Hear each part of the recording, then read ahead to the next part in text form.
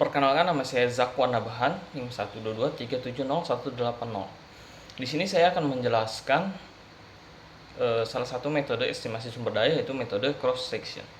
Metode cross section atau penampang lintang adalah salah satu teknik yang digunakan dalam eksplorasi geologi dan estimasi sumber daya mineral untuk menggambarkan distribusi endapan mineral secara vertikal dan spasial. Metode ini melibatkan pembuatan penampang geologi berdasarkan data lubang bor atau survei geologi untuk memvisualisasikan struktur bawah permukaan, ketebalan lapisan, dan distribusi kadar mineral. Konsep dasar dari metode cross section yaitu menggunakan data dari lubang bor atau pengamatan lapangan yang disusun dalam bentuk penampang vertikal. Penampang ini menunjukkan ketebalan lapisan biji, distribusi kadar mineral dalam lapisan, dan struktur geologi seperti lipatan, patahan, atau intrusi. Penampang lintang biasanya dibuat pada interval tertentu, misalnya setiap 50-100 meter, untuk memberikan gambaran 3 dimensi dari endapan mineral ketika digabungkan dengan penampang lain. Langkah-langkah dalam pembuatan metode cross section ini, yang pertama yaitu pengumpulan data. Data yang dikumpulkan yaitu data lubang bor termasuk lokasi, kedalaman, ketebalan lapisan biji, kadar mineral, dan jenis batuan. Data berikutnya itu data topografi. Data topografi untuk menentukan elevasi permukaan. Yang kedua yaitu pembuatan penampang. Pilih garis lintasan untuk penampang, biasanya tegak lurus terhadap arah utama endapan. Plotkan data lubang bor pada garis lintasan sesuai dengan posisi horizontal dan vertikalnya. Kemudian gambarkan batas lapisan biji berdasarkan data ketebalan dan kadar dari lubang bor. Ketiga, analisis geologi.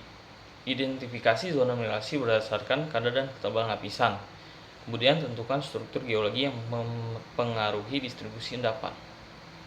Keempat, estimasi volume. Hitung luas area mineralisasi pada setiap penampang. Kemudian, volume dihitung dengan mengalihkan luas area pada penampang dengan jarak antar penampang. Selanjutnya, yang kelima, kalkulasi tonase dan kadar rata-rata. Tonase dihitung dengan mengalihkan volume dengan densitas material. Kemudian, kadar rata-rata dihitung menggunakan metode rata-rata berbobot berdasarkan tonase.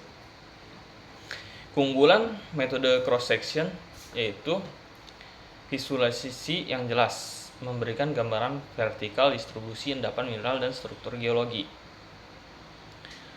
Keunggulan lainnya itu estimasi awal yang baik, cocok untuk tahap awal eksplorasi ketika data masih terbatas. Keunggulan berikutnya yaitu analisis geologi detail, dapat menunjukkan hubungan antara struktur geologi dan distribusi endapan. Namun metode cross section ini memiliki kekurangan, yaitu ketergantungan pada spasi lubang bor. Jika data lubang bor terlalu jarang, hasilnya bisa kurang representatif. Kekurangan berikutnya itu asumsi sederhana, mengasumsikan bahwa distribusi endapan di antara dua penampang seragam, yang memungkinkan tidak akurat untuk endapan yang heterogen. Kekurangan lainnya itu kurang akurat untuk model 3D yang kompleks. Tidak sebaik metode modern seperti pemodelan 3D menggunakan perangkat lunak geologi. Aplikasi metode cross section dalam eksplorasi tambang yaitu metode cross section sering digunakan untuk menentukan ketebalan dan distribusi lapisan biji di bawah permukaan, membantu dalam perencanaan tambang terbuka atau bawah tanah, mengestimasi volume sumber daya mineral secara awal sebelum menggunakan metode lain seperti triangular atau kriging. Secara keseluruhan, metode cross section adalah alat penting dalam eksplorasi geologi karena kesederhanaannya dan kemampuannya memberikan gambaran vertikal tentang distribusi sumber daya mineral serta struktur geologi di suatu area eksplorasi. Mungkin itu saja yang bisa saya jelaskan tentang metode cross section, kurang lebihnya mohon maaf. Terima kasih.